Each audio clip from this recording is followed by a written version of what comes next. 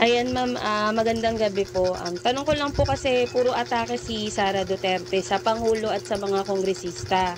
Pero kayo po, may narinig na ba kayong malinaw na paliwanag mula sa kanya o sa kampo niya tungkol sa mga mabibigat na aligasyon laban sa kanya na may matitibay na ebidensya?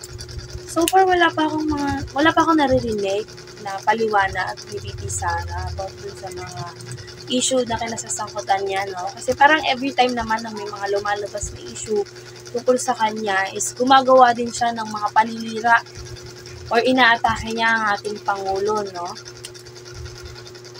Para mailihis niya yung mga issue niya, lalong-lalo na yung maling paggamit ng pondo, tsaka yung mga threats niya sa ating Pangulo, sa First Lady, at saka sa House Speaker.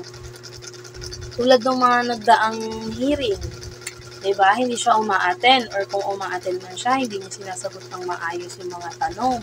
Siyempre, yung Pangulo natin is nagtatrabaho, ginagawa niya ng maayos yung trabaho niya, pero si VP Sara at saka yung kampo niya, diba? Di atin sasabi. Pilit nilang sinisira yung ating Pangulo.